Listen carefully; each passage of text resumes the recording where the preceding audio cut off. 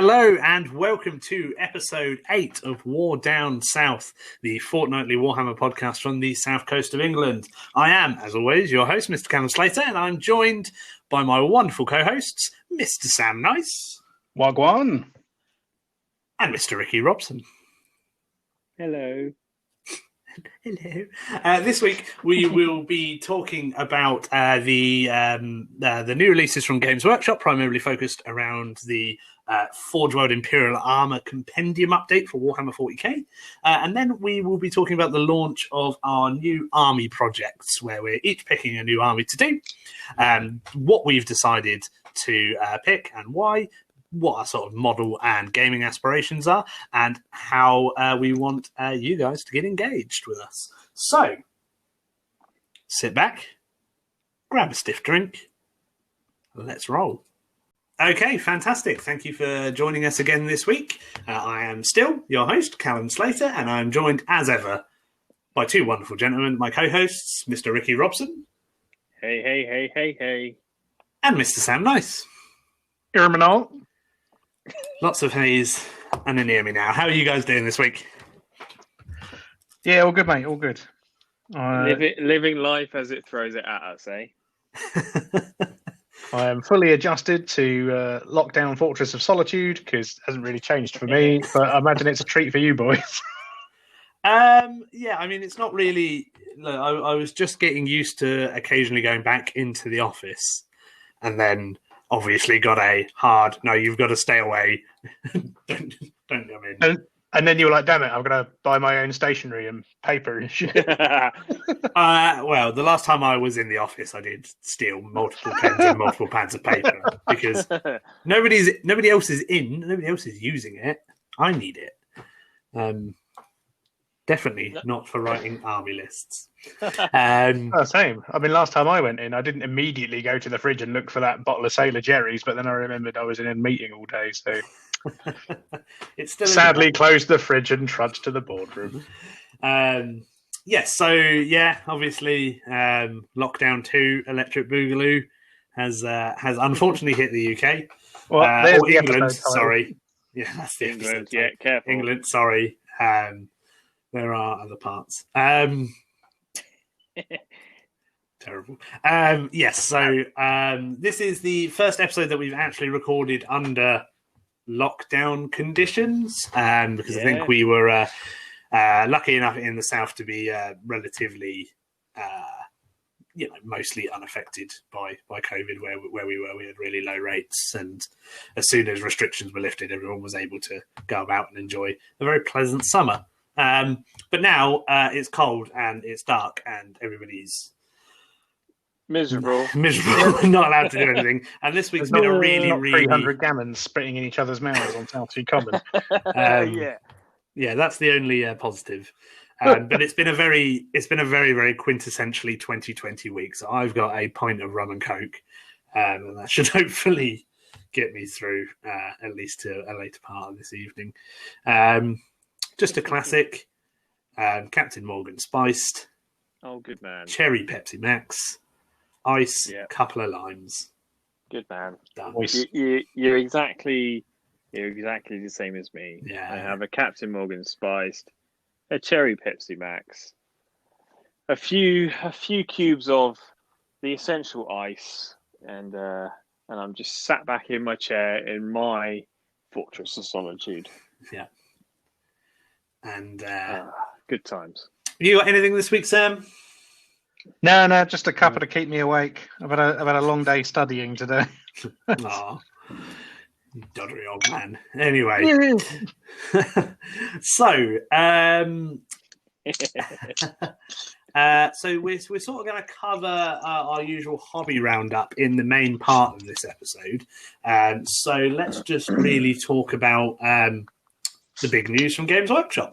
So obviously, most Warhammer stores are closed for the next 4 weeks at least, which is a shame because Warhammer World had finally got up to the point where they could allow people to come in and play socially distanced games. They've got made those lovely tables. They've made a bunch of lovely tables with unique gaming mats for 40k, and then about 2 weeks later, Nottingham was on fire again. yeah. Bojo said no.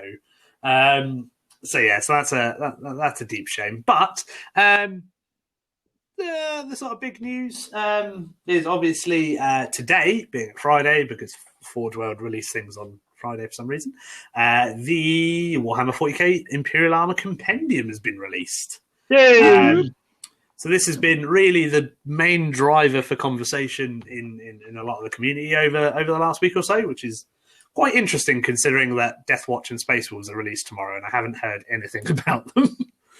It just shows you, obviously, that Space Wolf players don't matter. That's true. You might have heard the collective scream of Death Guard players losing all their Forge World Dreadnoughts. Yes, yeah. And that's why we've heard a lot about that. A giant wah across space and time. Yeah, although to be fair, I quite like that. Like Thousand Suns and Death Guard having access to those. It makes sense. Just made it. Well, I don't. I was just like, I don't care that they don't have them anymore. Yeah, if you really want them, if because obviously there are people that have gone out and got loads of cool contemptors and shit. Just run a Chaos Space Marine detachment, give them a mark, or get fucked. Is my view on it anyway. There's no pulled punches tonight. No. I've had a shitty week. Well, I'm already renaming the episode or get fucked.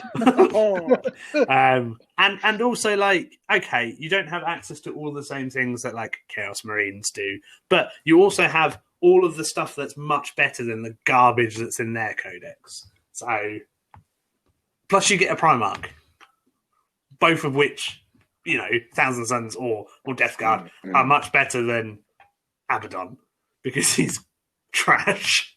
and also get fucked. Bless his little cotton. That's going to be his little cotton socks. Yeah. So obviously, being our resident Forge World Dreadnought connoisseur, Sam, obviously they kind of featured primarily in your Space Marine army list last week and your actual Space Marine army. So, do you want to run us through what's really changed with those? Yeah, so basically, as soon as it was leaked, I went and had a look. I was like, oh, how badly is this going to have fucked the list that I've actually been enjoying? And initially, it wasn't too bad.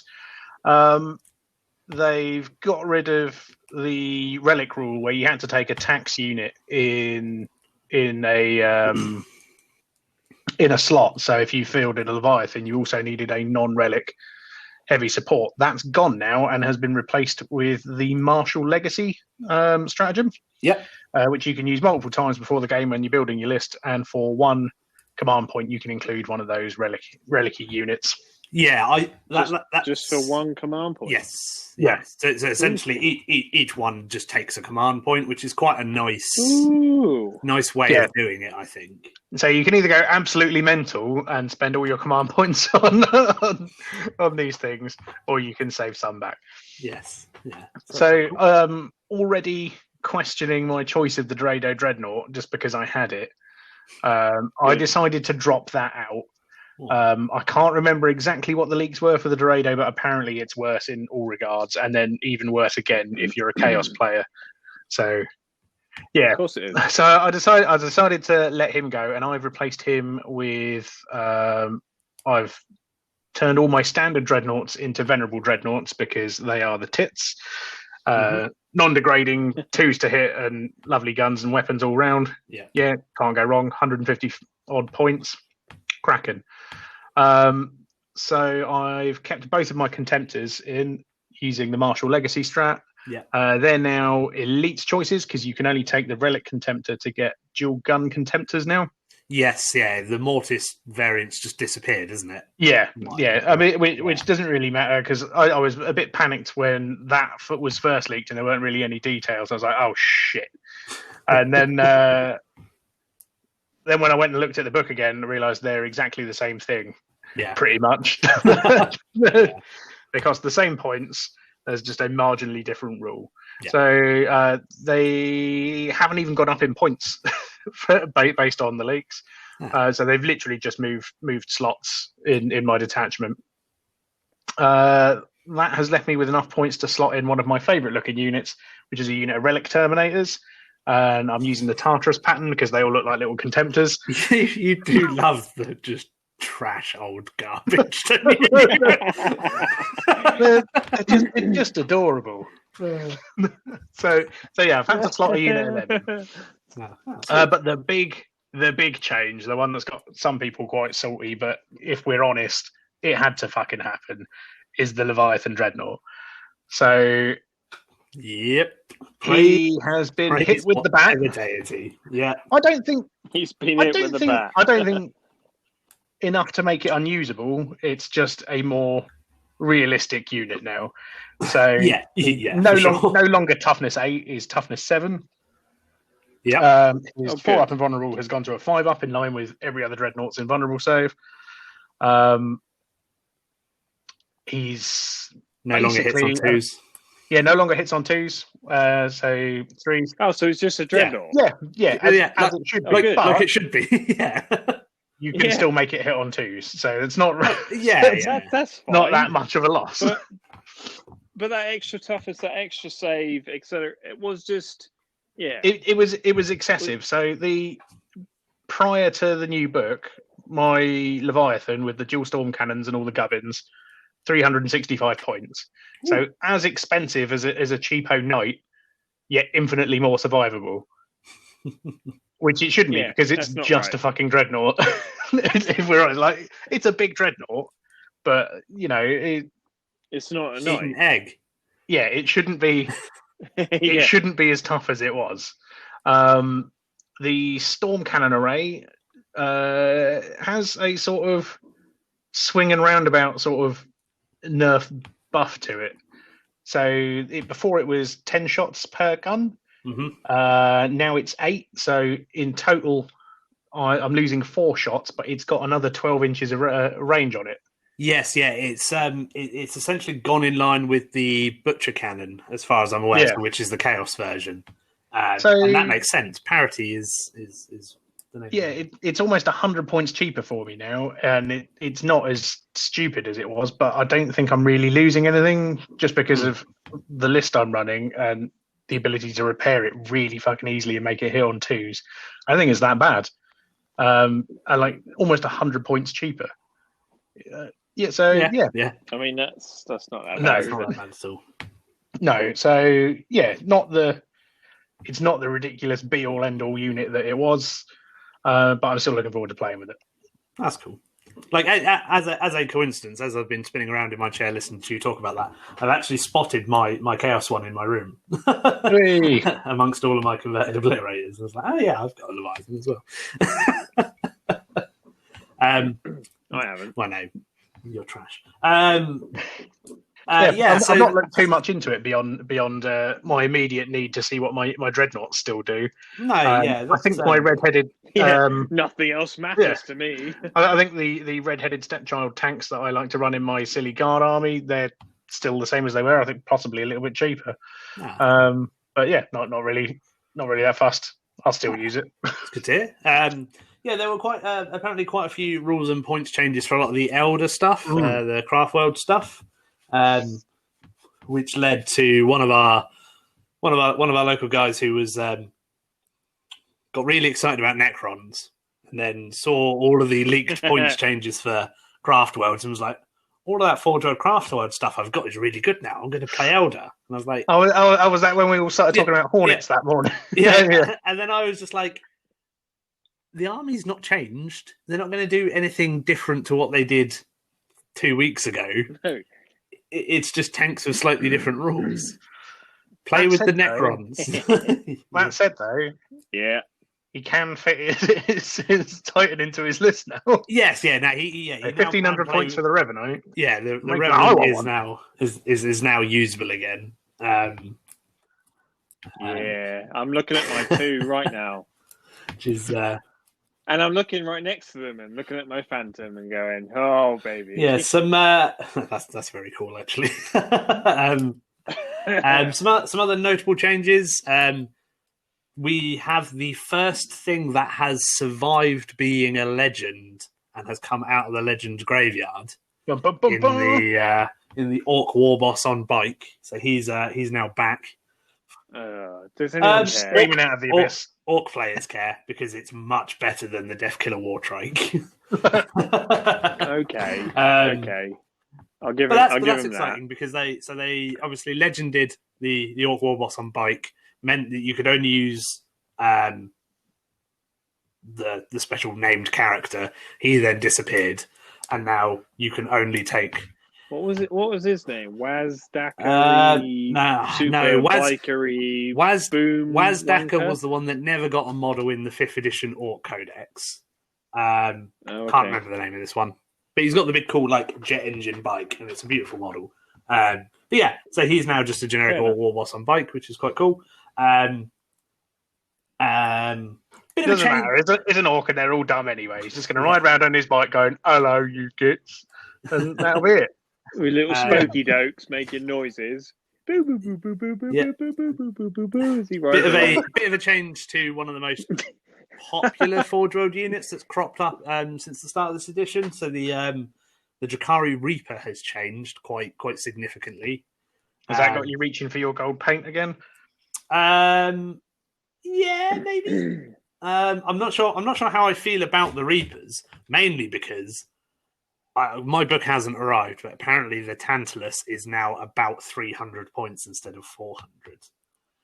And now you're going to have to build it. Now, yeah, I may have dug out mine and this week bought all of the tools and bits and pieces I need to make. I still feel that's quite expensive. But it's got the firepower of 4 Lance Ravagers.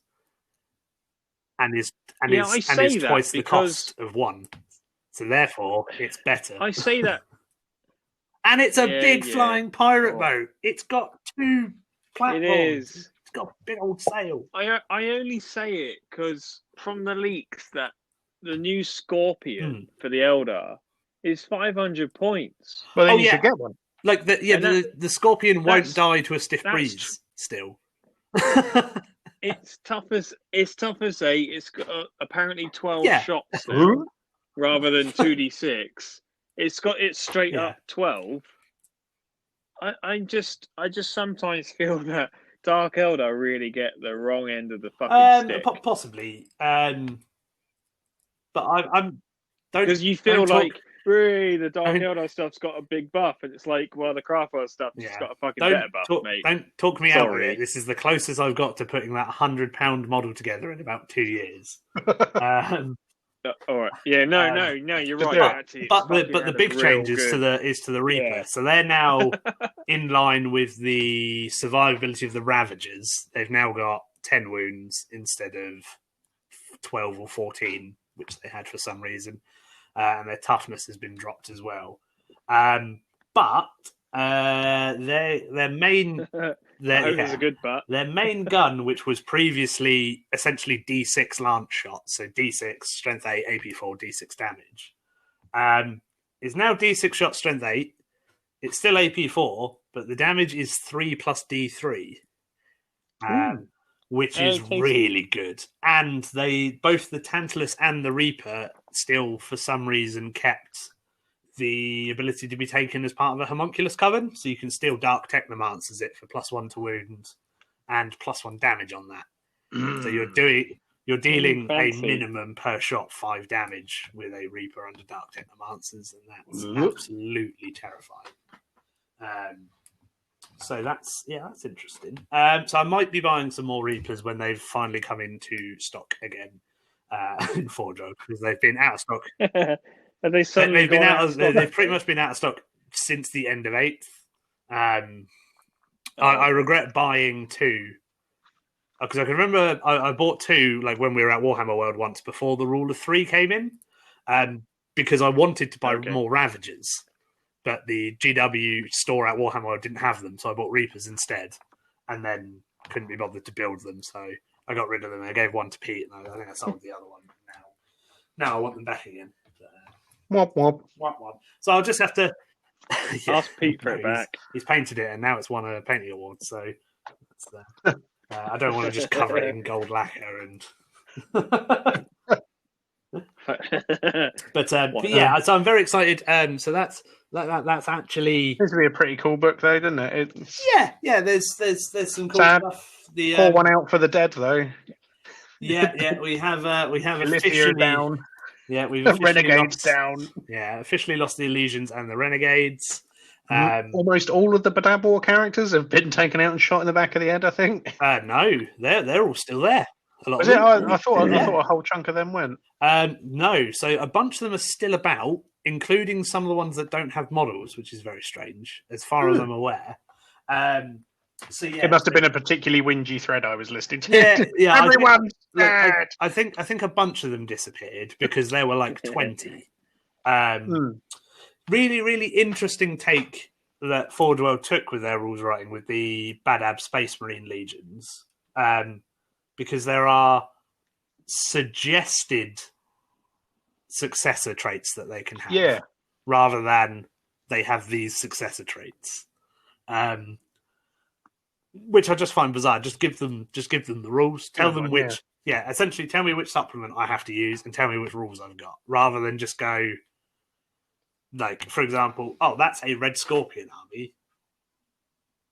Okay, what are you playing them as Raven Guard? Are you playing them as Blood Angels? Like, just it just it's even more varied now because the non-Codex legions are all rolled into the book as well. So you've got to know everything Space Marine, Power Armored Imperium, because anything could be anything, essentially. Yeah. Which is, so I thought that was very strange. But well, there was one other thing that caught my attention with the book. They changed the rules for Hector Rex. my favorite Inquisitor. Does he no longer deny 1,000 psychic powers a turn? No, they have given him a set Warlord trait, which is not the one that you automatically took with him. So he cast 3 times and denied 4 times. Yes, that's actually something I wanted to say. With all of the Space Marine Badab War characters, they've all given them a fixed Warlord trait if they're your Warlord. But it's all exactly the same. It's the only one in the rulebook, and it's Inspiring Presence. So they have a little bubble of +1 leadership if you take them as your Warlord. Okay. Everyone loves a bit of which is interesting that they I understand, because you could do some really wacky things with the named characters. So, for example, Brayash Ashmantle, the Salamander's Dreadnought, there was nothing stopping you making him a Warlord and then buying him an additional Warlord trait using the Salamander's stratagem and having him as Toughness 11. I remember us modelling this out in a traffic jam with -1 to wound, and it's like, we were stuck on the lakeside bus trying to go home, and it was one of those days where you were in the car park for 2 hours, so we were just talking toys and annoying everyone on the bus. Yeah, but Cam was like, I can make it Toughness 11. Right. you could make him Toughness 11 with -1 to wound, which was fabulous. Or the Alpha Lord, not Alpha Lords, Alpha Legion character, Lord Arcos. You could give him. Is there a chapter called the Alpha Lords? There's probably someone out there who's got the Alpha Lords, but I'm sure if you ask nicely, they'll tell you all their background that they've invented, whether you've asked or not. Yeah, 100%. Oh, Callum, how much have you drank tonight? I'm pretty much enjoying since you 5 tonight. o'clock. For yesterday morning. Oh, good man. It was definitely at 5 o'clock onwards. But yes, You, in 8th edition, you can make the Alpha Legion character just be -4 to hit from shooting. Because and that was integral. That was integral to the possessed bomb working, because then you would have Nurglings hidden out of line of sight in front of him, not being able to target him. If you could shoot him because of snipers and stuff, he's just -4 to hit with a 4-up invulnerable save, as you do. And then the big unit of 20 possessed stands behind him, and you wouldn't be able to shoot them because of one of the Alpha Legion strats. Stupid. So good job, Forge World rules writing team. You gave everybody a disappointing Warlord trait, and you've made the world better. So that's good. Deathcore. Yeah. In true chaos. The Deathcore guys lost a lot of their stuff, didn't they? Yeah, they lost a lot of so a lot of their stuff, which was evidently stuff that we've broken the molds for, or the molds weren't producing highly detailed models anymore, have been legended. So there's no Grenadiers, there's no Commissar or Death Rider Commissar. That's a lovely model. But they have written rules for those units, and they're in a PDF, and they are legendary. So people who have them can still use them. But yeah. So they've given the Death Corps doctrines and tank rules and stuff like that to sort of bring them in line with the Militarum Codex, which is quite cool as well. Sweet. So anything else? So that's really the big all-encompassing thing that's happened. Like I said, I haven't really heard anything about Space Wolves. No, it's not. No? Bigger? No, there's bigger. There's better. The oh my god, I'm coins. so fucking excited about these. Oh, yeah. Yeah, you love a bit. I knew you fucking would be. I love Tat. So what Ricky's referencing to is that I think each month now going forward, there's in your local Warhammer store, there is a free model that they'll just give you every month, which is usually like a truth. Yeah, which is free win-win. toys, isn't it? Which I think this month is a witch elf. But if you spend if you spend 60 quid in store, you'll get a like limited commemorative coin from either 40k or AOS, depending on what that month is, and then I think after you collect a few, they'll give you like a nice little cool box to put them in. Oh, nice! Yeah, you'll be able to get loads from Lee then, isn't it? I think it was 6 or something like that. Every time you go in there and buy something and then change your mind a week later, buy something different. Lee's just going to start pelting you with coins as you come in. You have to refund that coin. I hope so. And the really great thing about this is that it was obviously announced pretty much at the time that England went into lockdown, and they've essentially just said, we will just stack all of these rewards and stuff until we're open, and you can just...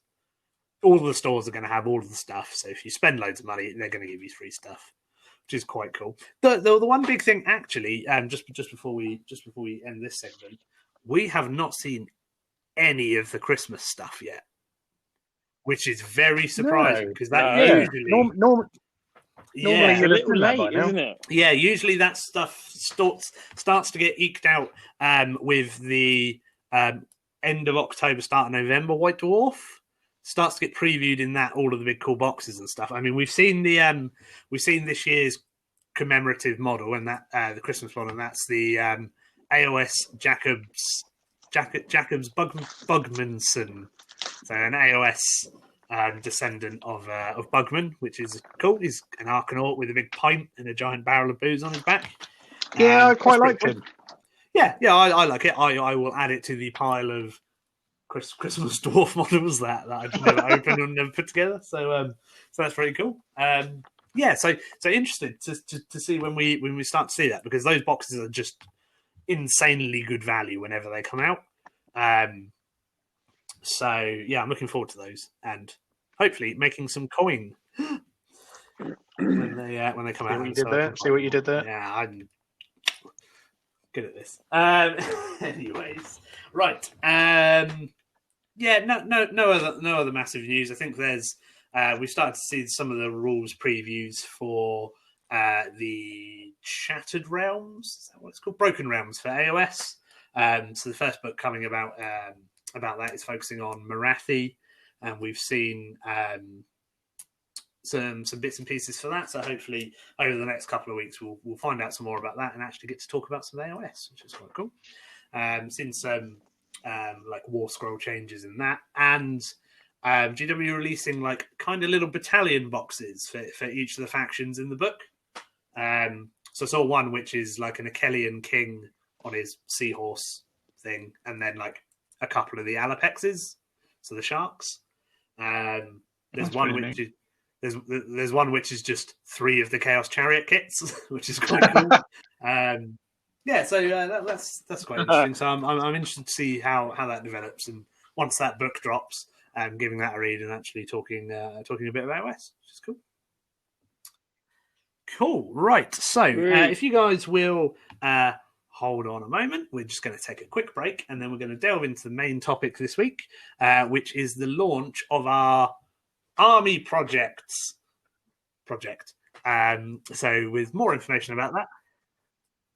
No, project. Army There's multiple. Project. So the project. The project is. It's project Army plural. projects, isn't it? Yeah. Project, because it could be like Project. moose that pluralizes itself. Yeah, exactly. So project. Anyway, yes. Let's end Catch you in a it. second.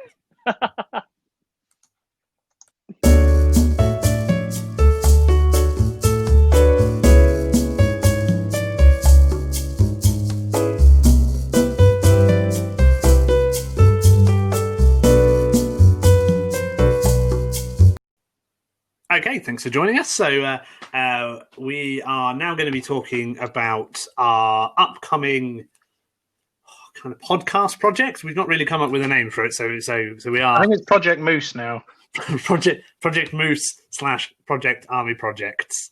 So Projects. I'm pretty sure I'm saying projects. Project plural. Yeah. Whatever, Project Toys. So we thought, as unfortunately we seem to be locking down over the winter, there's less to do anyway around this time of year, and hopefully people will start to get things for like Christmas and birthdays and things, that we would all take the opportunity to actually create new armies specifically for 9th edition. So, I mean, I feel like most people are sort of porting over stuff from 8th and sort of working with what they've already got, or building just sort of like generic armies.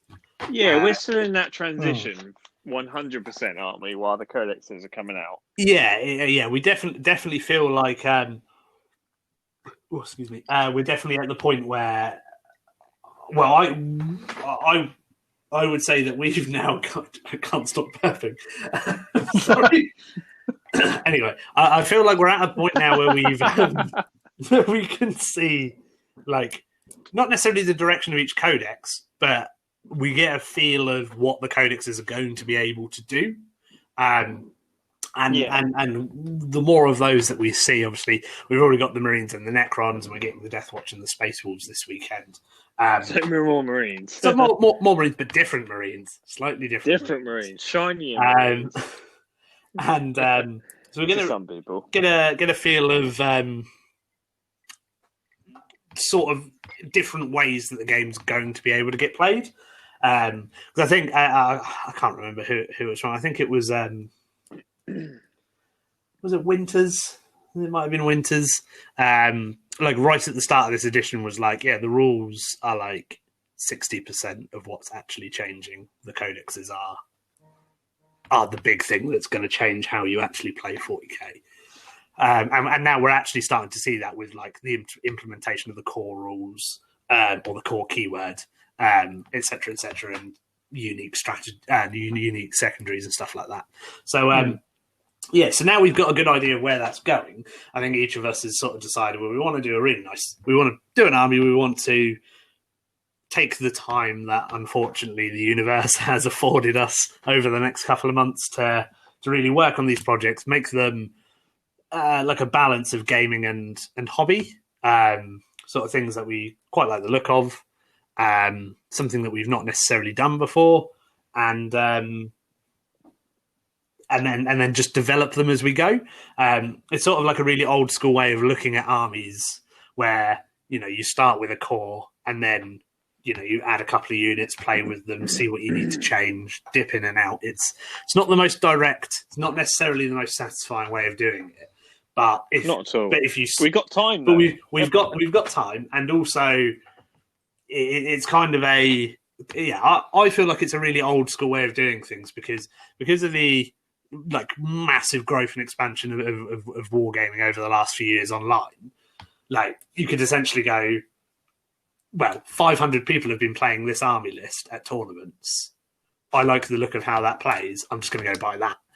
Like other people have already done the sort of hard work and research for you. Yeah. But I feel right. I feel like where probably tournaments over the next year are going to be more of a local affair.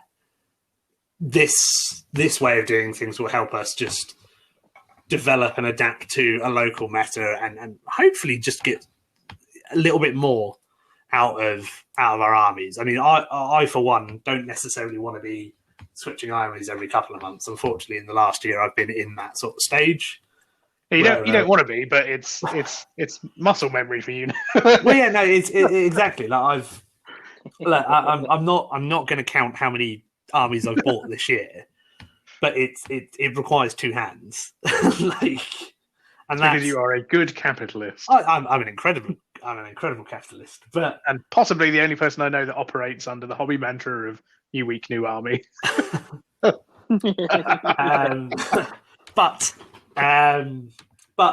that's not necessarily like they're all armies that I sort of like want to do. But it's not necessarily the most satisfying way of doing it. The thing that I've enjoyed the most was actually my knights. The problem is that they do just struggle to play games of 9th edition at the moment.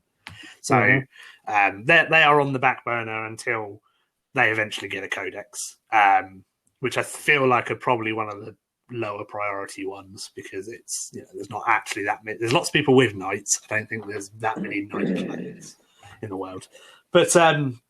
Yeah, so after much going backwards and forwards, I did narrow it down to orcs and Sisters of Battle. Because I had a massive pile of orc stuff, the sort of like Speed Freak stuff from the first lockdown, where they were going to be my furlough project, and then were just a footrest for a good couple of months. And they were the box they were in, which they didn't get taken out of, so cellophaned and everything was literally my footrest. Oh, it was even cellophaned. Yeah, no, I didn't take the stuff. So you didn't even sniff. No, I put together the Wasbomb Dakar plane, Wasbomb blaster jet, and didn't put anything else together. So can you say it as good as that advert of Jack Warhammer or whatever his name was? Oh, Was Dakar Boom Jet? Yeah, no. No. It was phenomenal. Yeah, but James Workshop, that's the one. Yeah, James Workshop, that was it. No, I can't because it's probably I don't want GW coming after me for trademark infringement. I know they're not like that as much anymore, but I'm still worried. I've started to put together some of the newer orc vehicles over the last week, and some of the units, and I decided that I hated it. So I've decided to chin those off, and luckily, there's already a decent sized pile of Sisters of Battle stuff. Which the jokes write themselves. that was going to be the core of my doubles army with Pete, who was on with us a couple of episodes ago for confrontation doubles. But I feel like we're probably not going to have a doubles event in that manner where you both build and paint and play with half the army at the same time. I had sort of just like relegated them to a box, and I thought they are really nice models. I've got the time to build and paint them now, so let's give them a go. So I think a really sort of like straightforward, punchy Sisters of Battle army to start with, maybe Bloody Rose, bunch of Repentia, bunch of Mortifiers, and then squads in Rhinos and stuff like that, just to give me a bit of combat punch and sort of like some mobility and shooting. Should be quite cool. But because my attention span isn't that great, I have decided to alongside that to bring my Jakari up to 9th edition speed. I dug out the Incarn that was on the sprue. I've dug out my Tantalus. I'm going to put that together. So I'm sort of going to finish off some more stuff for that alongside sort of slow building this Sisters of Battle army. And once sort of lockdown's over and we can start getting games in again, start to sort of play some small games for my sisters. But so I've chosen them because they are they're an incredible model range. Primarily, like it's very rare that obviously GW redo a whole range, and this is one of the instances where it is just incredible. It's quite daunting. Like they're very highly detailed models. I'm quite a. I think they had to be. Oh yeah, I mean they are. Yeah. Because the metal range was highly detailed. Yeah, no, for sure. I mean, they are one of my favourite ranges of models. Like the amount of details and character in them is outstanding. But it is a very daunting army. Pussy. Yeah, I mean, I don't like painting, so the sort of like messier or sort of cheaty ways of painting I can do. So orcs. Yeah, but I don't want to do that. Let's refocus on orcs. But then it's sort of out of my comfort zone. Sort of out of my comfort zone painting wise. I've got the time to paint them, and I probably don't like painting because I don't do it that often. And if I get some half decent results of stuff that I've painted, then maybe that would encourage me to go further.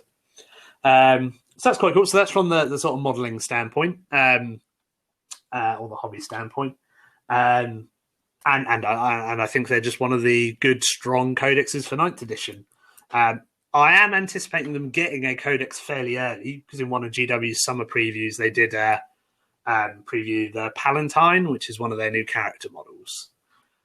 So I would expect that they get a codex relatively soon, because one of those other models they previewed was the Death Guard, new Lord of Contagion model, or whatever he is. The Lord of Virulence. Lord of Virulence, yeah, the Terminator with the spray gun. So I would expect our sisters to get a codex soon, alongside Drakari, because it appears Lilith Hesperax has been redone, and an Orc character as well. But the less said about them, the better. So yeah, hopefully. So hopefully they then get a 9th edition codex whilst I'm going through this process. So I'll build up the core of an army. Hopefully that will come out, and then I can sort of steer it in the right direction that way. Makes sense. Yeah, they're a cool range of models. I always wanted when I was younger, like an army full of penitent engines and arco-flagellants, and I sort of started that a couple of years ago, and then realised how hateful like giant metal models are to put together when you've got to pin them all, and they weren't even very good in the game at that point. So they're all plastic now, so that's pretty good. So that's where I'm going. So I have cheated in some way, in sort of updating one project and starting another. But primarily, Sisters of Battle is what you're going to see me working on. On our brand new Facebook page and our Twitter and Instagram. So that's quite exciting. That's what I'm going to be committing to. So it's now out there. It's in the ether. It's on record. So if you see me building and painting something that isn't Sisters of Battle, or give me a little bit of leeway because of my problems, Drakari, we would expect you can shout at me and harangue me if it's anything other than those two, really. So what about you, Ricky? It was like a lucky dip. I didn't forget both of your names for a second. Then. Seriously, I started drinking the same time as you today. There's no excuse. Yeah, but Callum's blood level is always higher. Yeah, I run a good, like, decent level blood alcohol level anyway to get me through the day. So, yes, yeah. Anyway, what the fuck are you building? You know what I'm building. I've been talking about it for weeks. So, I'm ploughing through the Custodes quite nicely. I've almost built everything I need. Does 25 models constitute an army project? How big is your Space Marine army, Sam? Yeah, shut up. How big is your Guard army, Sam? Yeah. No, that's a decent size. Sam, how about you, bitch? Go back in the corner and let the bigger boys speak. The bigger boys.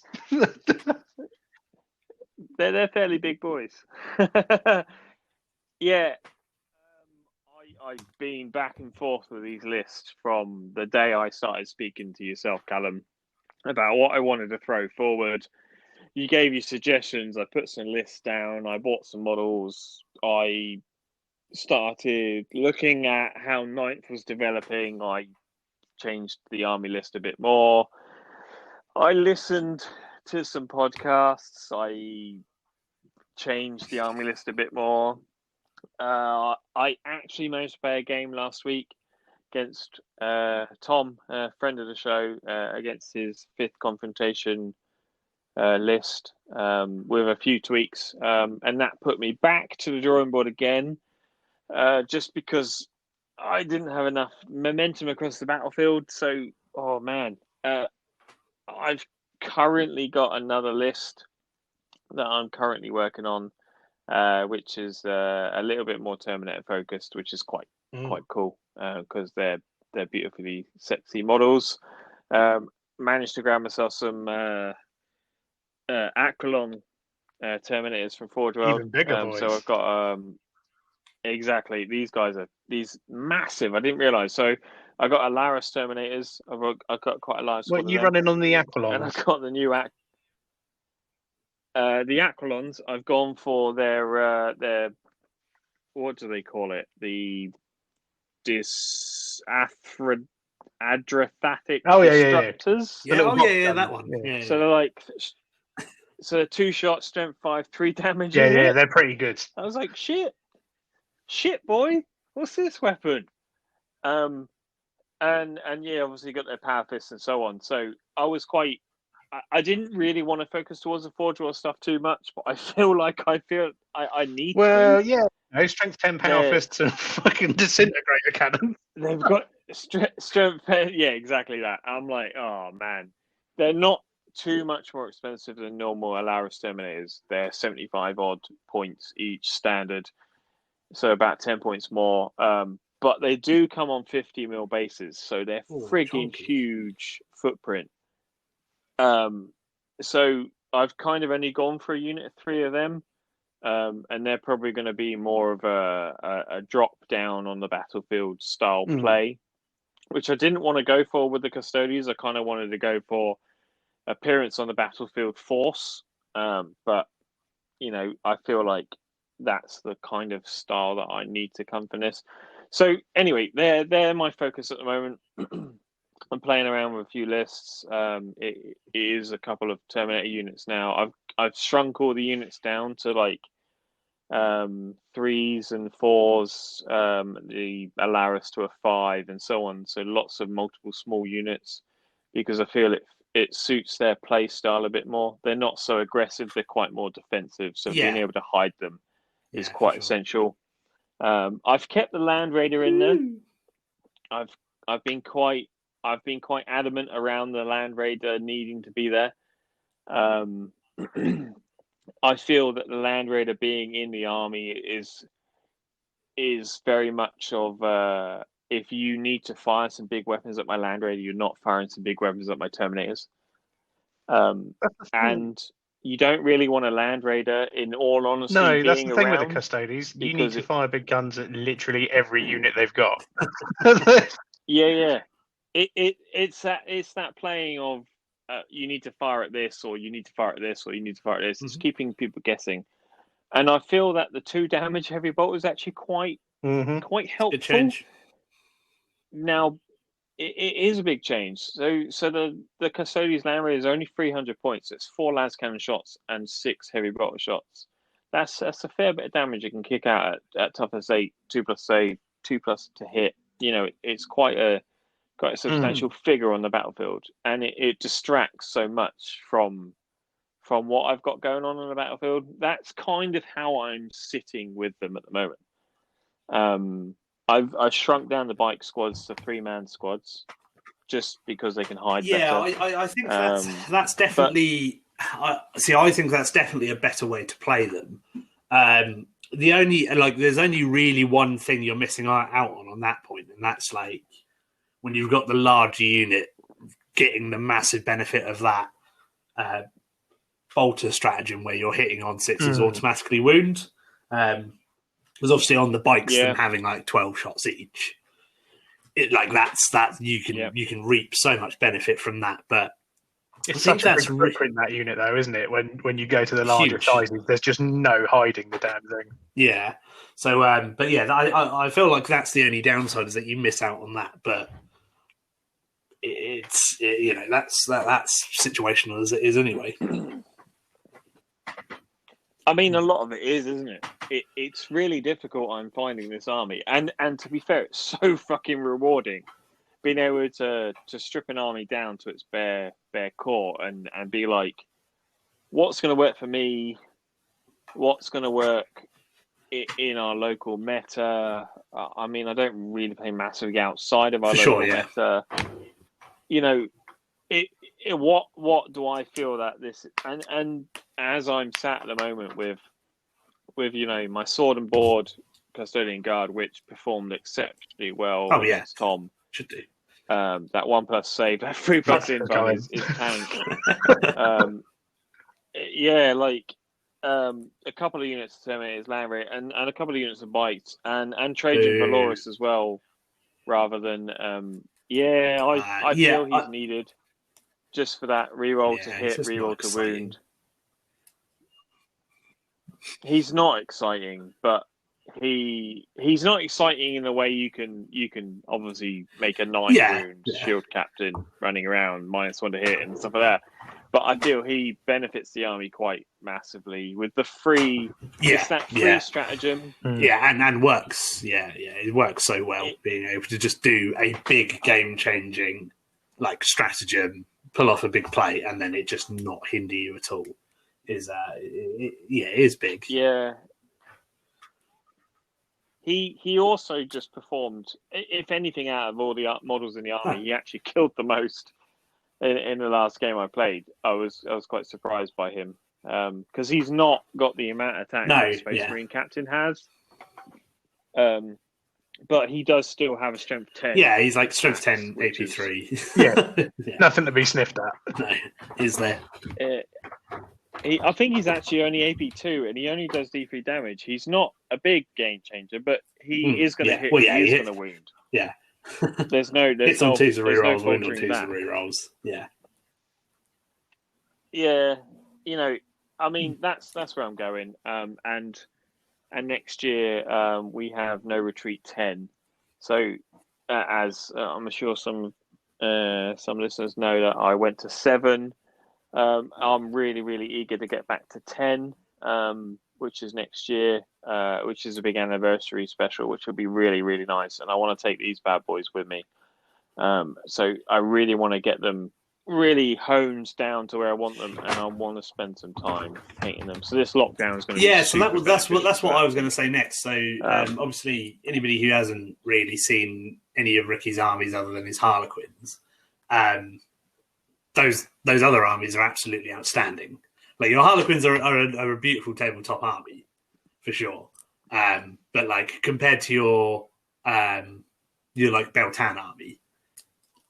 Like that's that, like, and that's not to dish your Harlequins or anything, even though you just sprayed them black and then not varnished them.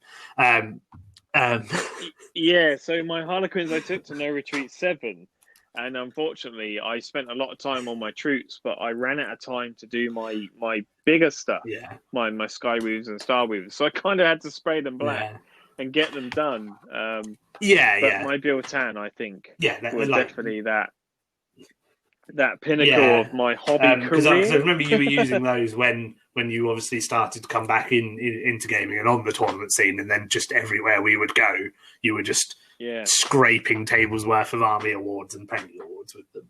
I thought that the Custodes would be a great opportunity for you to really show off. Have you decided? Have you got an image of them in your head on how they're actually going to look? Bases, armor, etc. I do. Yeah, they're going to be dirty and grimy. So they're going to be a very old, almost coppery, tarnished gold. So they're not going to be the bright, flamboyant custodians that I think that Games Workshop a bit more baroque sort of that dark. Yeah. Okay. 100%. Yeah. Not to the point where I can happily put some oxides in the corner to make them almost green, because that's just not the nature of that metal. I feel it's just going to be but with all metals tarnish over time. These guys are 10,000 odd years old. I can't imagine they can keep it that polished. So yeah, I'm really going for that real grim tarnished gold. So I'm going to work from a bronze all the way through to a darker gold with a mild probably highlight, where they're going to be quite, I think, ancient looking, which is what I want. I feel that they should look like, for sure. Like the the GW like studio armies are beautiful, but them coming out in like pristine gold, like I get that it's the future, and they live in a dystopian universe, and they could be. Well, they've got an infinite supply of chamois servitors. It's cool that like obviously they can appear. They are obviously like the Emperor's Golden Legion or whatever they bloody call themselves, but like that sort of. Now that they're out there in the universe, because now they're actively campaigning, aren't they? Instead of just wandering around Terra, polishing their helmets. I couldn't help it. So that sort of more like grounded look for them, I think, is a great way to go. I mean, where are we now in 40k? I think Guilliman turned up. I think we're a good couple of hundred years into the 42nd millennium now. So that's a good couple hundred years since they've not been stood there polishing their helmets. It makes sense that they're a bit. Just what the galaxy needed: armor-clad geriatrics with arthritis trying to pick a fight.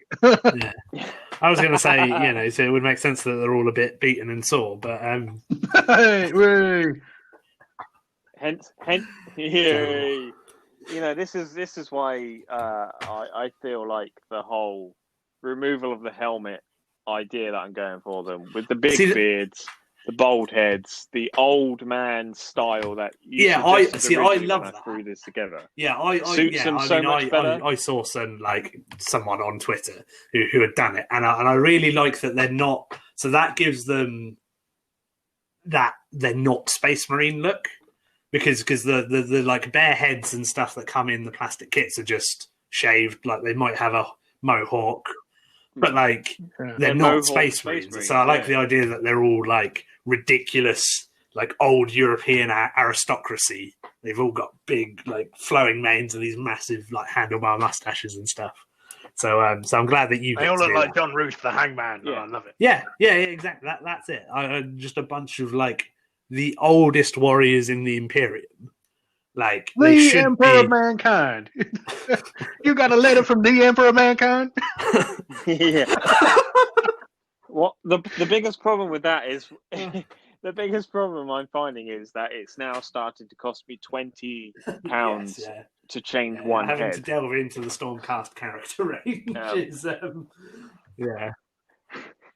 is a little bit pricey at the moment. So I'm starting to collate a nice selection of Stormcast that I'll be like, anybody want to buy? Anyone need headless Stormcast without heads?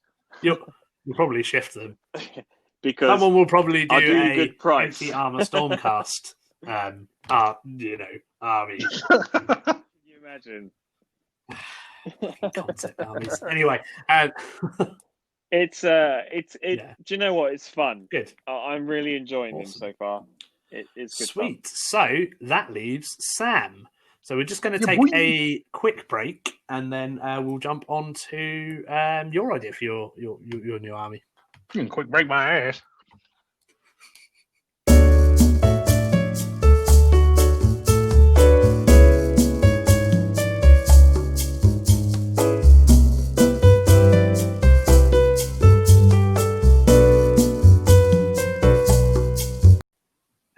Awesome, Sam. So, so what are you planning to be working on then? I would like to talk to you about the toys and the Warhammer and the dice rolling and the razzle. In the immediate sort of nowish time, I've actually had to press pause on what was my my new project, which is the Death Guard, just so that I can paint up the units that I need to adjust my Marine list.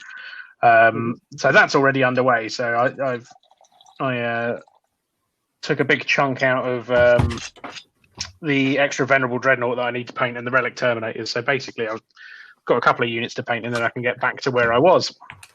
So I've gone with Death Guard because I miss my old Death Guard army, which was basically hordes of chod. Good choice. But I want to do that, but on a lesser scale. So I definitely want Plague Zombies because I've always loved them since. But you only want 5. I only want 5. Yeah. Instead of lesser scale, just 5. I'm just going out there with what I expect. Well, no, I think I've got 60. I think I've got 60, which is less than more models than I've known you had in 10 years. Yeah, it's less than what I was fielding in cultists in my old Death Guard army. Okay. But yeah, I've wanted to do a Plague Zombie list for a long time since Hippie Jim gave me an absolute paddling with like 100 of the fuckers and typhus back in. Oh, that was that. That would be before that. That would be like fourth or third. Yeah, might have been there. Yeah. It was that would have been under the old Lost and the Damned army list, wouldn't it? Yeah, it probably was actually. Yeah, it was High Terror. 10 years. Yeah, more than 10. No, it would have been more than 10 years ago. Yeah, for sure. Yeah.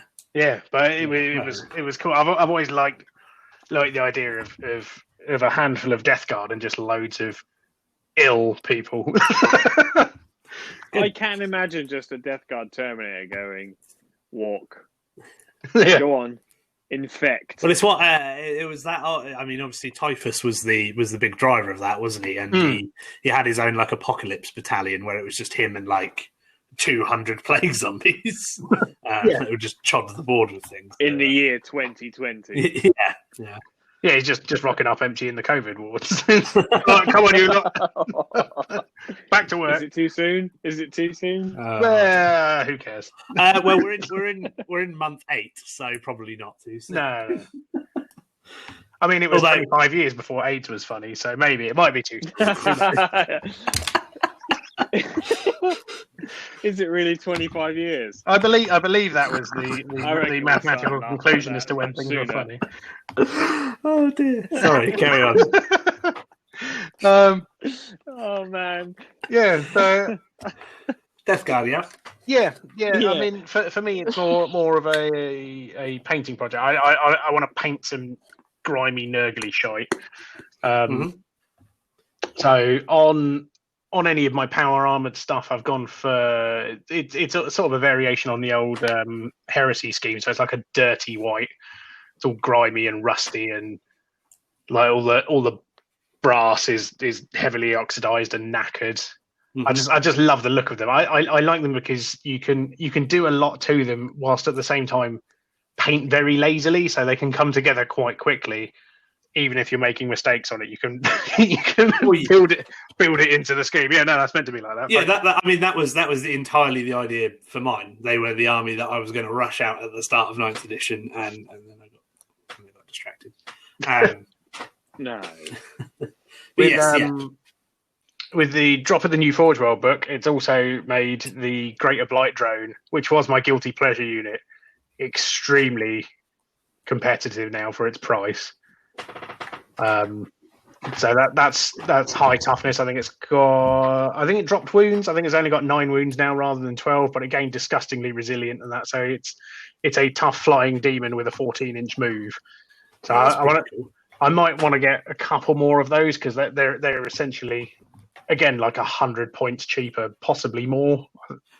Nice. And I want to field a few of the other buzzy flying boys. I want to keep it fairly mobile, I think. So I was drawn, and hopefully it's going to make it into the new codex. The Harbingers Plague Company.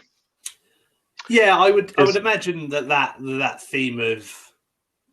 I hope they make it into the book because I Yeah. like those Plague Companies. They're quite flavourful, and there's something for everyone across those. But I particularly like that one because it's the only company that gave any benefit to Poxwalkers, which I definitely want. Yes.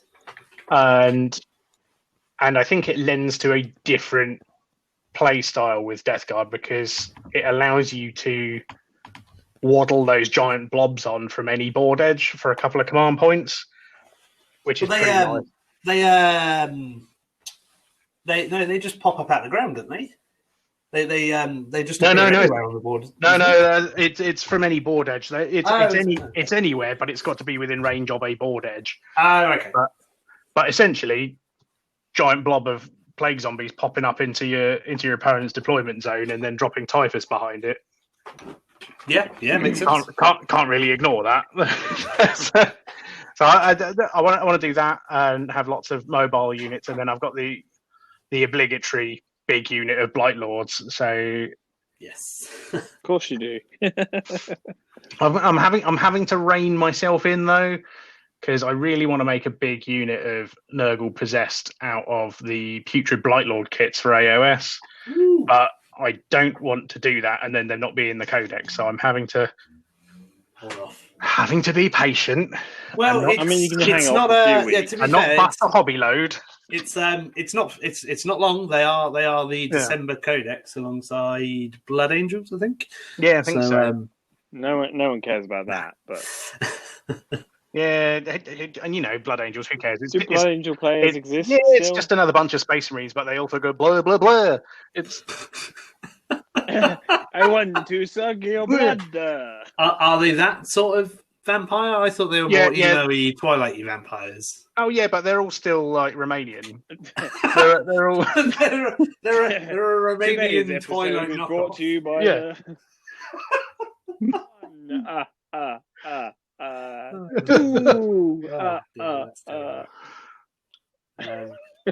Black Rage, blah blah blah.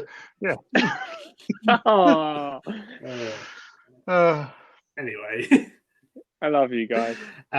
Cool. Yeah. So I just realised it's the Red Thirst and not Black Rage, isn't it? That's something else. No, the Death Company have Black Rage, don't they? I think it's the Red Thirst. I don't know. Unless they're all also Hooper X, but I don't think so. Only Blood Angel players know what it's called. Yeah, and they're all too busy, hanging upside down from the ceiling, going blur, as we've just established. I'm going to Google it. Or listening to My Chemical Romance and then going blur with a neck beard. No, it is Black Rage. Yeah. Oh, good. Yeah, no, so they've all got the Red Thirst, and then when they have, that shows you how much we don't. And then they also have Black Rage, and then when they get the Black Rage, they become the Death Company. Ah. So they haven't had a wank for a week. What? That's clearly how it happens now. Oh, is it? Yeah. Let's not get into the argument about whether or not Space Marines have dicks, because I was really hoping to avoid that. They do. Oh, you mean like the Twitter? You mean like the Twitter argument about Space Marine females? Yeah. Which let's not go down that rabbit hole. I don't like. Let's just. I don't care. No, I don't. They definitely do. But I do appreciate the giant the enthusiasm behind the community. Yes, if someone wants to put lady heads on their Space Marines, and if Games Workshop wants to put ladies as Space Marines or female Space Marines, yes, go for it. I'm not going to be crying into my pillow at night because someone with a uterus is a Space Marine. I'm going to invert it. I'm going to air quotes. It's your army, and then I'll probably just make fun of you at Bugman's. Anyway, off track. So Death Guard were a good choice because they're obviously getting a codex. So you'll have your brand new set of stratagems. You'll your brand new set of secondaries. That's quite interesting. Do you have a so other than the sort of initial idea of you want like a horde of crap followed around by like a few Death Guardy bits? do you have sort of like have you thought about how the army will play in ninth? Or that's what I'm trying to think. Like the ability to move around is absolutely fucking crucial in ninth, isn't it? So that's why I wanna keep it as mobile as I can, because there is that Death Guard trap of moving very, very slowly, which is why I want loads of bloat drones, greater blight drones, my winged prince, and then the ability to pop up blobs of shite where I need it. Sure. And drop things in. So yeah, I want to try and keep it as mobile, or have the option to be as mobile as I want with it, rather than just going for I've got a horde of things that's going to walk very slowly at you and not do much. Board control, attrition. Yeah, I want to try and play. I want to be able to play the mission, whereas my dread mob is very much I like these and I'm going to bring them and just blow stuff up. I don't know what you're talking about. Your dreadnought army can do engage on all fronts. So no. I did caveat that. I did caveat that out. It can engage on all fronts in the table quarters deployment. I did forget that very important fact while we were talking. Yes, but yes, the one deployment in which any army can do engage on all fronts. You hush your mouth, you better old for queen. 2 points in the first turn, and then that's it. But he still did it. I got all the points I could out of it, and it was great. That's what we go for. But yeah, get all the points we can out of it. So yeah, I'm looking forward to it. I'm going to try and keep movement in mind with it. Ah, fantastic. And so you sort of said how you want to paint it. Are you doing anything particular modelling wise with them? I mean, people have seen your demon prints that you've chucked out. Have you got any other sort of wacky things in the? Not too many other things I've had to kit bash yet. I wanted a foul blight spawn, but I didn't want to have to go out for a walk and get one.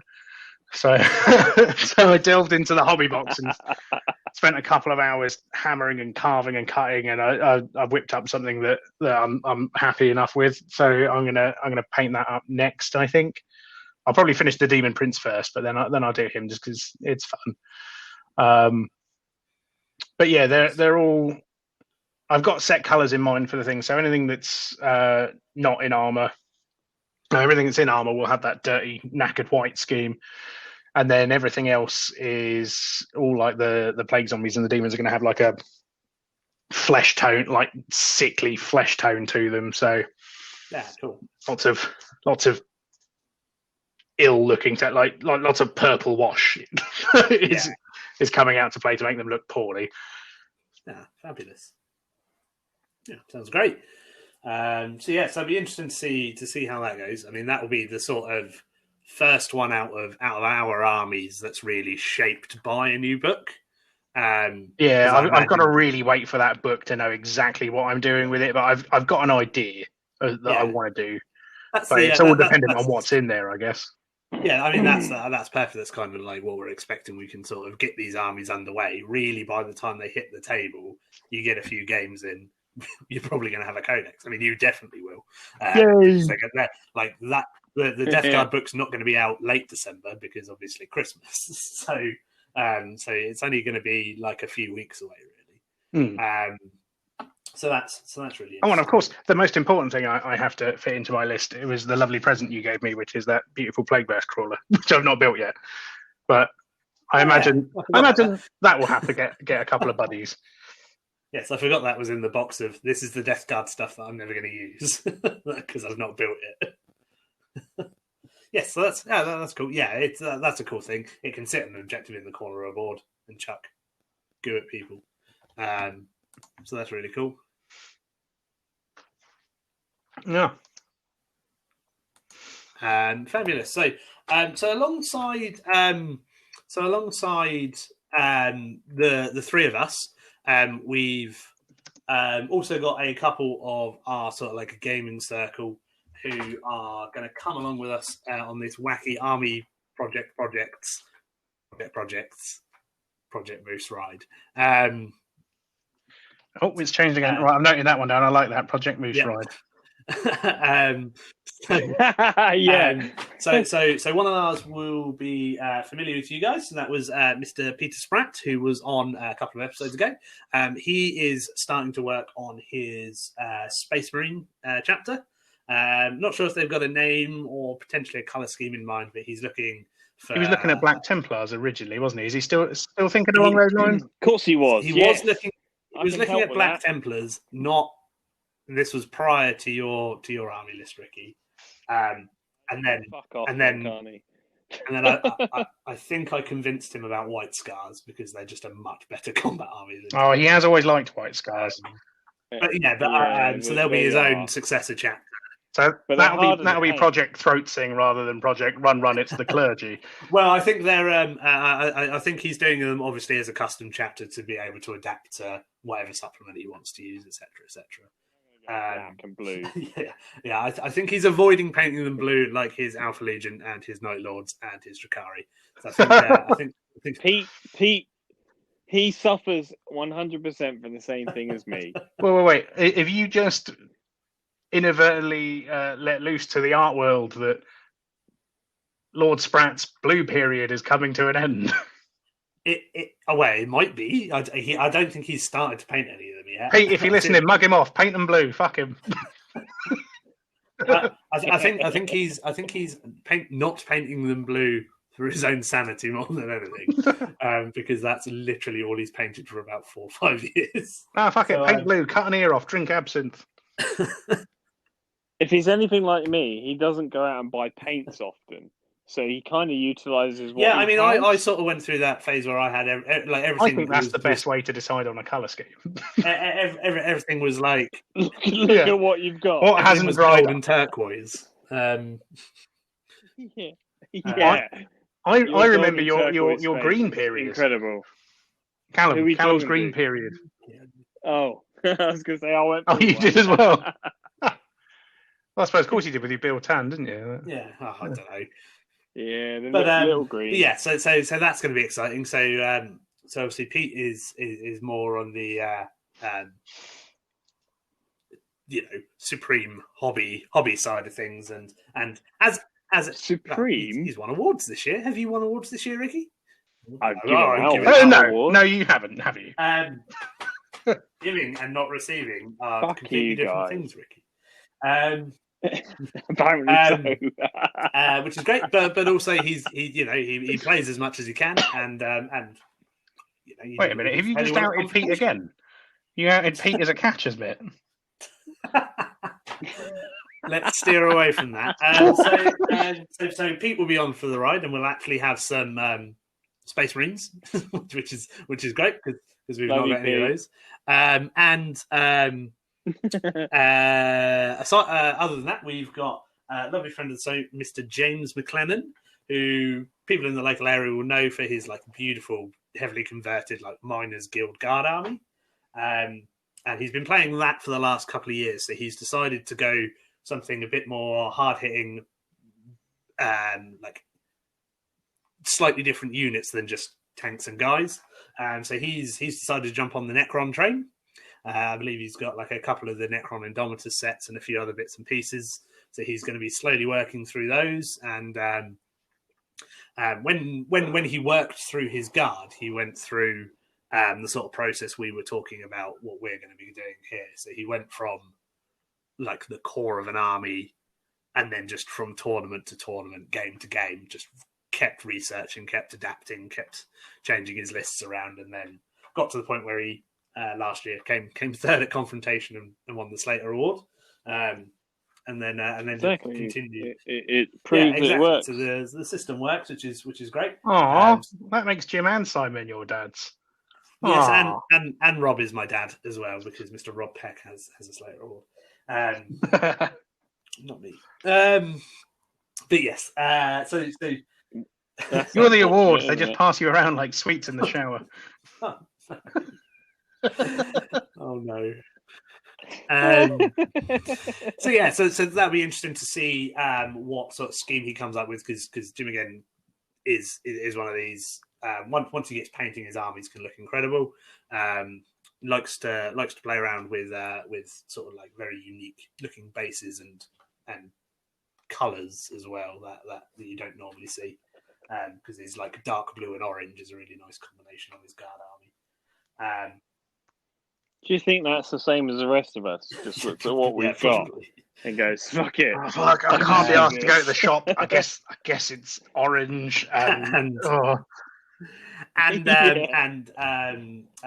hopefully Mr. Darren Watson will also be joining us. So the gentleman I wrote list for football for the last episode, that sort of ATV centric marine army. So I think he's either leading towards that or will work something out, whatever he wants to do. But he's on the 40k bandwagon, and he'll be bringing a wealth of wargaming experience. I mean, we've all been playing it for years and years, but Darren is an international Age of Sigmar superstar, I think is the only way that you can describe him. So it'll be interesting to see how he adapts to 40k, whether or not he's just up for a laugh, or whether or not he ends up just spanking us all because of his supreme wargaming brain. I'm not sure. Probably that. But it would be great to have him along for the ride. So anybody else who is listening, who's thinking, yeah, I've just started a new army, or I've got nothing to do over the next couple of months, let us know on our Facebook page. Send us let us know on our Facebook page, or if you're posting it on Instagram as a start, tag us in and add hashtag Project Moose Ride.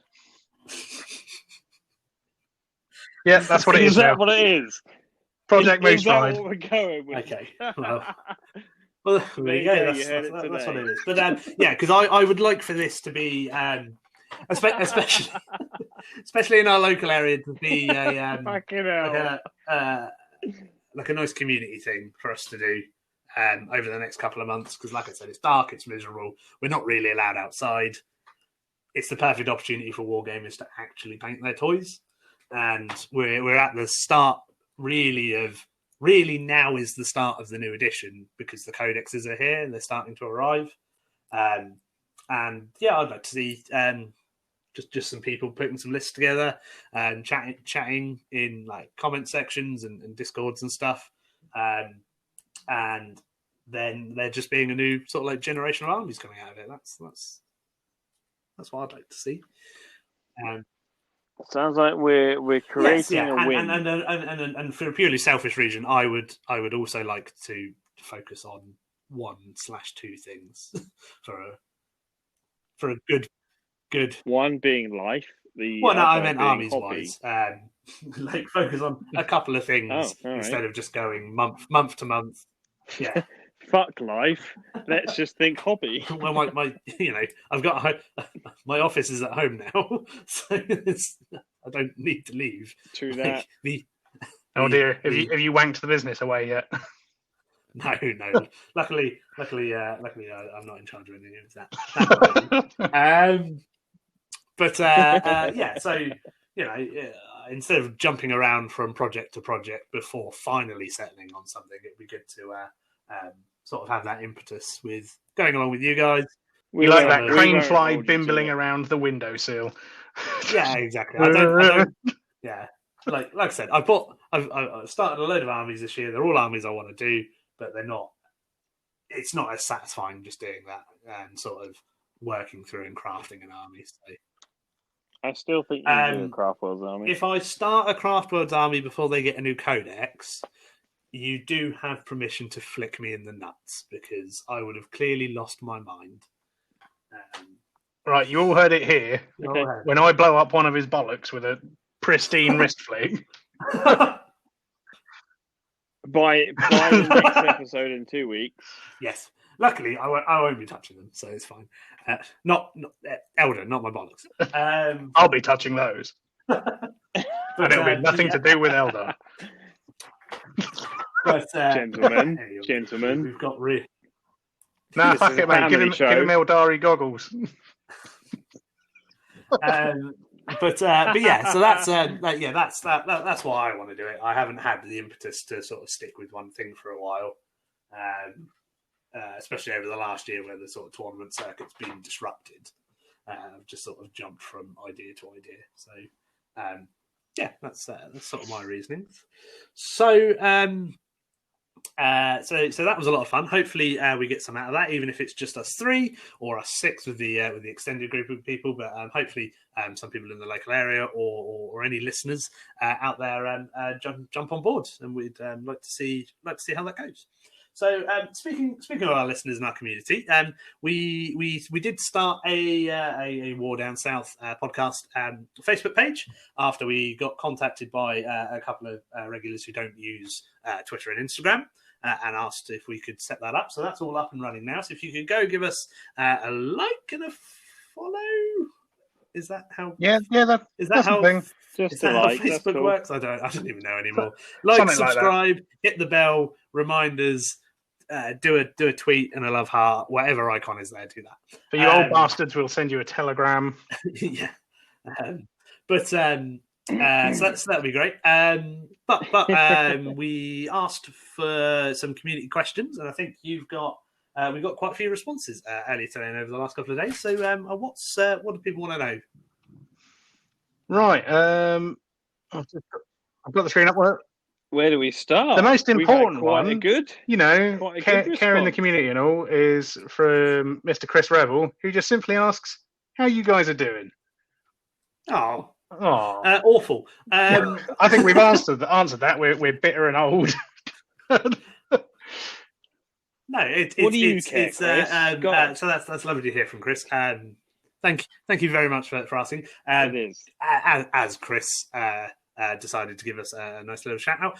Chris Rodwell does run the UK and probably the world's premier Adeptus Titanicus channel, the Universe. Tabletop Standard, and there are incredible battle reports, both video reports, written reports.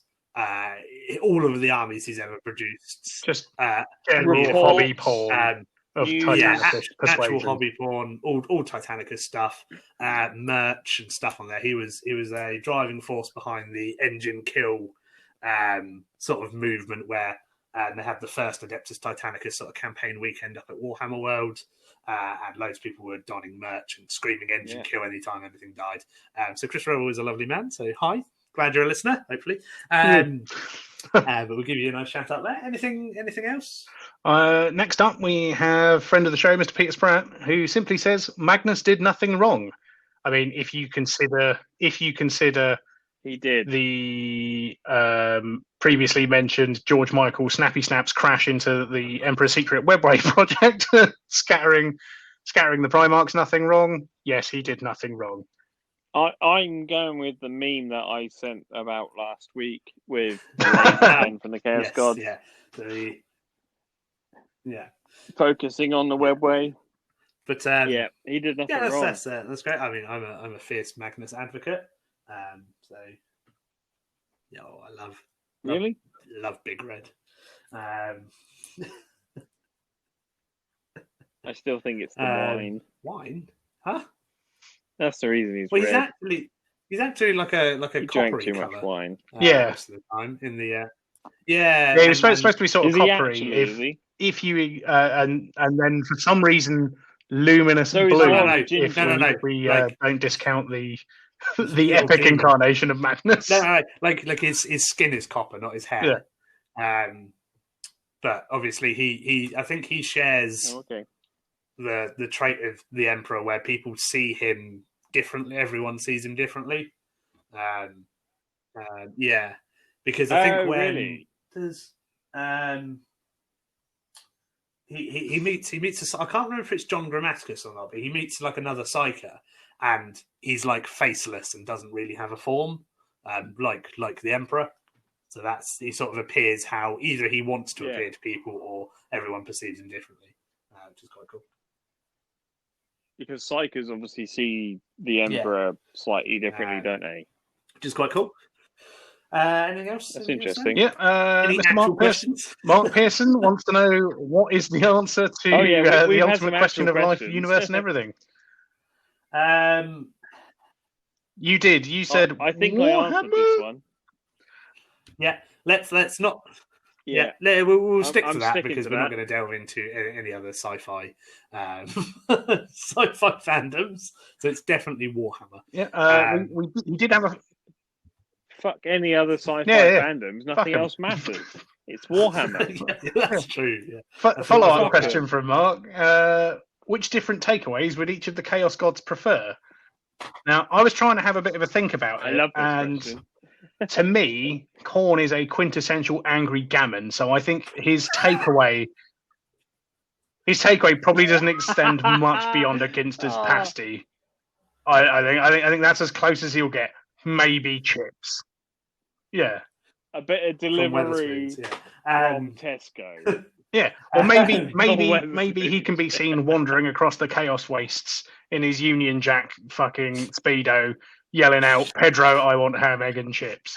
Maybe I expect that from Khorne. I imagine Slanesh has got a bit of taste, so I can imagine he's a connoisseur of Ken's in Portsmouth.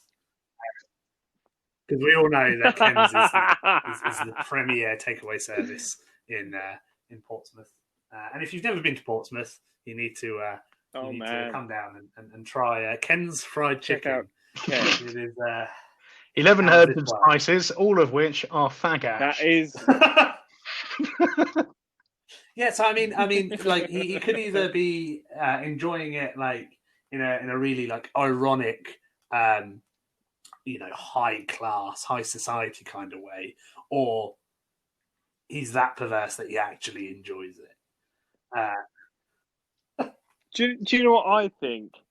Do you remember that video that was going around? Yes. Oh, yes. yeah. Love that. In Ken's, and that guy was genuinely sat there minding his own business, just scrolling through, trying to eat his chips. minding his own business, eating his chips. Yeah. And so there was a viral video on like Facebook and Twitter at the start of the year of a fight in a chicken takeaway shop, and that was the Big Ken's. That is like 2 minutes from my house. It was glorious. And it's something to see. If we can find it, we'll link it. It's another Stay Classy Portsmouth moment. For Nurgle, I was thinking he probably likes the dirtiest mixed monsters, dirtiest fucking curry. Yeah, like one of those like maybe like Shat Masala that was on Albert Road. Where it doesn't say what meat's in the curry; it's just referred to as meat. But I was going to say that grotty place we went to, Sanctuary, where it was just bones and slurry. Yeah, there was that generic all you could eat. Oh shit! Yeah, like an Indian buffet. Oh, it was the worst. Indian was just the word because that's the nature of the guy that owned it. We used to get like Subway at those events and stuff. Yeah. And then we were just told to sit down. Oh, here's your bowl of slop. It really was.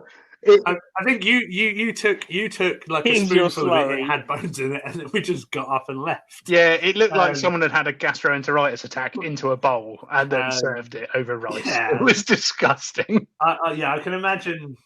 What did we eat for the rest of the day? Yeah, I think we did. I shopped down the road, didn't we? I definitely went to the off license and got more cans of like Strongbow Dark Fruit. I was going to say, I'm fairly certain we just ended up, Callum and I definitely ended up having cider for lunch. Yeah.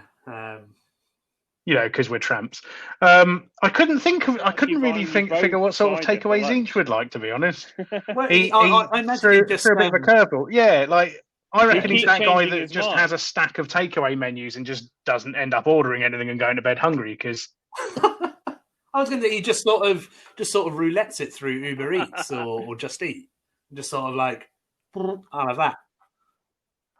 You mean like the Google option when you? Yeah, is there a dealer's choice on like Deliveroo or something? Oh, I can imagine there's somewhere probably in London that you can just order a mystery takeaway from. Yeah, absolutely. Oh, how very boho! Yeah, God, imagine that. Fantastic. Fuck So yeah, them. I think we've answered the Chaos God takeaway question. Good question, Yeah. Mark. Like that. Keep those coming. Yeah. Next up, friend of the show, Papa Highland. Nick has 2 questions. Oh, I'll start with this one. If flames are painted on miniatures, does it make them better in the game? That's true. But only when it's combined of course with it the does. magic words 40k ultra space. This is an in-joke within a very, very, very small part of our community of a terribly painted Storm Raven that had literally the words 40k ultra space on it in like Tipex. And it was beautiful. That was Did you paint them? that was back in the days before I started painting, Ricky. Come on. Fabulous. No, I didn't. So you painted them, yeah? Yes, but painting flames on models does make them better, for sure. What was the second question, Sam? We did. Did we just lose Sam? I'm going to type rejoin Sam into our chat and filibuster. So I do believe. I think Sam's internet's gone, unfortunately. So I think that's probably a good place to wrap it, because he's. Yeah, that's fine. I'm fine to wrap it there. I mean, I think that's about it. Nick's second question was, how far have you ever seen a player go for painting marks in a tournament? And it's I think this is why Sam has dropped, because when we were at what was it? War of the Roses. Sam took his. This was before Gene Stealer Cult got re-released, and he had like an Inquisition army that was all converted out of old Gene Stealer Cult miniatures, and it was a beautiful army. He had managed to get like a load of the Rogue Trader Gene Stealer Cult, and like it was awesome. He had a Patriarch on a throne, and that was his Karamazov on his Throne of Judgment. He had like a couple of big purple and gold Land Raiders that were like, they were his cult limousines, and he, for some reason, despite the army being one of the nicest armies there, despite being one of the nicest armies there and being beautifully painted and converted, Sam did not score maximum painting points. Oh, damn it, we're on this question. Went going crying to the judge and asking and begging and probably gnashing on trousers to get more painting marks because he who still had bare metal showing on his models. I just asked the guy doing the scoring to explain himself, and then he didn't really have an answer, and the TO walked past and went, "Don't be fucking stupid, give him the points." But if it please the court, I will accept the title of "Please, sir, can I have some more?" Mainly because it also completely fucked over the scoreboard and kicked one of the tryhards out of the top position. That's actually true. That did happen. So that is quite funny. But you did go crying to a judge. But on the flip side of it, we have seen some absolutely incredibly like apathetic paint jobs just to get maximum paint marks. And that. You mean 3 colours of just I mean the best not even the underside painted. No. The best one I've ever seen of that though, and this for once isn't our good friend Chris Cook and his phenomenally lazy armies. But, in 4th edition, we went to one of the Warhammer World GTs, and it was one of the periods in history, because it's the thing that always repeats itself, where mechanized Elder was just the thing. I think it was in 4th edition, but essentially all of the vehicles could like shoot in the middle of their move and then hide behind terrain and stuff, and it was bullshit. That was cool. So I'm pretty sure it was 4th, because 5th is when the GTs stopped and they started doing Throne of Skulls instead. But There's literally Right. we get there on the Friday, sort of like early afternoons. We always do, sit in Bugman's, have a couple of beers, play some games. And there was just one guy with a giant stack of sprues, just putting Elder vehicles together. And just throughout the day and evening, he had like 6 or 7 wave serpents put together. He'd put together like a few units of Dire Avengers and some characters, and then he just painted 3 gems, different colours, on each of the vehicles, and then used them at the weekend. And we asked someone what he was doing, and he apparently was in at 10 o'clock at opening time that morning, bought the army, and was just sat there all day putting it together. Brilliant. So, and to be fair, an event like that once with the previously mentioned Chris, where he had just bought a mystery case, and we got to build his army list out of what was in it. Yeah, that was that one of the Carnages? It might have been a Carnage. I've got a feeling it might have been one in Brighton. Did Chris ever go to one of the King and Queen with us? I can't remember. Yeah. Oh, yeah, I don't know. We've been genuinely, we have been to so many tournaments over. I mean, how long have I been going to tournaments? So I've been going to tournaments nearly 16 years. Yeah, I know, right? 15 and a half, nearly 16. I say that. I've probably just been as long. But... They all just blur into one, to be honest. There's obviously some standouts that are fantastic, but a lot of them are just sort of... No, I loved that. You with your crew. I've still got it. You need to dig it out. No. When there's Tau Empire supplement Kroot mercenaries, and when's your time to shine? And then they redo the entire model range. I'll do it again. But yes, so yes, thank you for that question, Nick.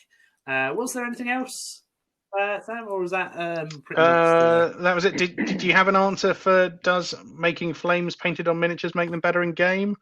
Yes, it does. Okay, good. Yes, yeah, it does. I mean, it obviously does. So that's great. So so throughout lockdown and beyond, we're going to obviously be routinely posting on Facebook, Instagram, and Twitter, and where else, as well as our obviously fortnightly episodes on here. So get involved, chat to us. We're all fairly amicable most of the time, unless I'm telling you and your entire army choice to fuck off. Share some hobby. You've done quite nicely and let's just help each other over through the next couple of months, and then all come out with it with a bunch of new armies. I think that's where I'm at. We hope. So, anybody got anything else to wrap up with, or are we pretty much done here? I think that's it. Pretty much. I think we're done. I mean, has anyone seen anything cool on the interwebs recently? I saw a really Gazgul conversion someone had done. No, this is great. No one cares. It's orcs. I'll try and find it and share it, but essentially, instead of the sort of like bracing in himself and shooting pose, the person had he had both Guilliman and Abaddon like dead on his base. So he had like this massive Marines on this base, and he was either like crushing Guilliman or Abaddon, or one of them was dead on the base and he was killing the other one. And it just looked really cool. Unfortunately, I cannot remember where I saw it, but I'll try and dig out the picture and we can post it on there. Oh, there was one I saw. I sent you that picture of that guy that has made a literal feudal knight out of an AOS Gargant and knight kits.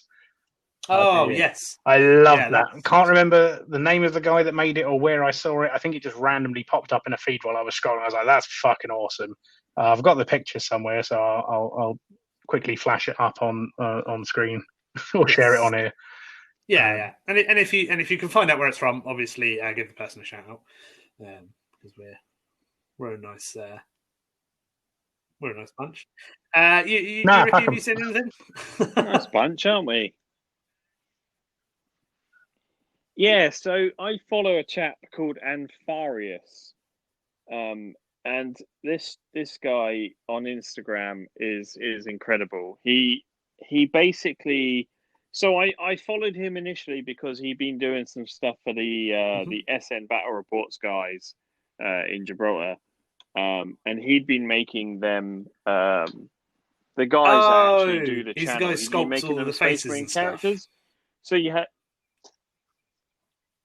Yeah. He's absolutely incredible. He literally, I think he mostly specializes really in Space Marine stuff, but he's completely talented to do anything else. But recently, he's just done an Azrael conversion in Primaris.